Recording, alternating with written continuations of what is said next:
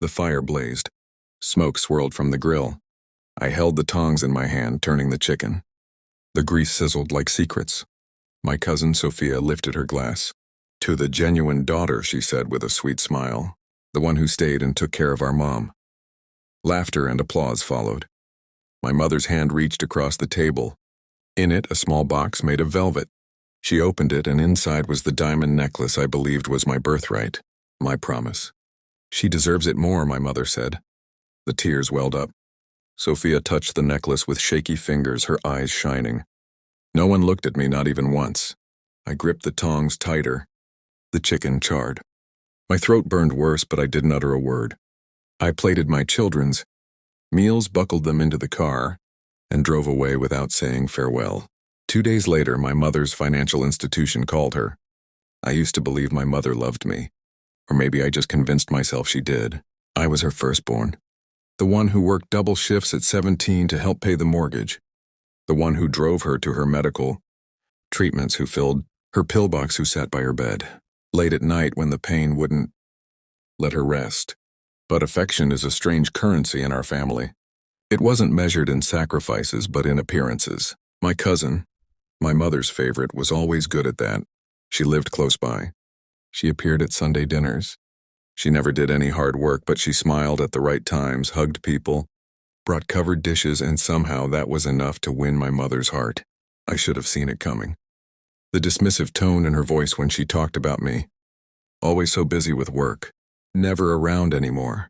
I was around, just not where the spotlight was. I was at medical clinics, at banks, at lawyers' offices, fixing the issues she left behind. The necklace was different. It wasn't just a piece of jewelry. It was the one piece my father had left her. She once told me it would be mine because you'll understand its significance, she'd said.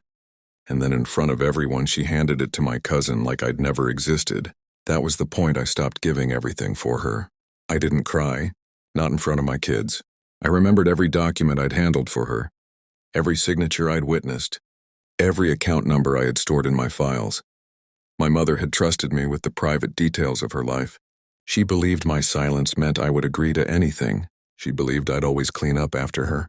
She was wrong. I didn't steal. I didn't forge. I simply moved things. Her accounts were connected to a joint trust, one I had created for her future needs. She had signed everything without reviewing it. She never did. She believed handling paperwork was beneath her. I changed the beneficiaries discreetly and legally. By the time she realized it, half of what she thought was hers was already secured. Under my children's names, funds for their schooling, property deeds, investments she would never touch again. And the necklace, I didn't take it. I let her keep that small victory, that piece of sparkle she thought would hurt me, because the true treasures were in the vault, and those were no longer hers. The phone call came on a Tuesday. She stormed into my driveway, the necklace shining against her throat, fury in her eyes. "What did you do?" she hissed. I looked at her calmly. My children played in the yard behind me.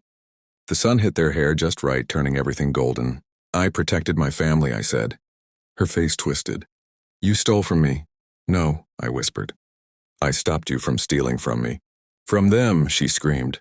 My cousin tried to calm her, but the panic was already spreading. The bank would not reverse it. The lawyers verified everything was solid. The money was gone, rerouted, untouchable. And for the first time in my life, I saw fear in her eyes. Not power, not dislike, just fear. She still wears that necklace. Still holds on to it like proof she chose the right daughter. Let her. Because every month the trust grows, my children's future grows, and her reign of control shrinks. I don't despise her anymore. Hatred requires energy, and she's not worth the effort. What I feel is colder, cleaner, like the air after a storm. She toasted my cousin as the real daughter. She was right in her own way, because I'm not her daughter anymore. I'm something else, something freer. And when she looks at me now, she knows it. The necklace sparkled on my cousin's throat. But my children will inherit everything else. That was my revenge. Silent, precise, final. And all it took was one moment. Standing at the grill holding the tongs, realizing no one saw me. Now they never stopped looking.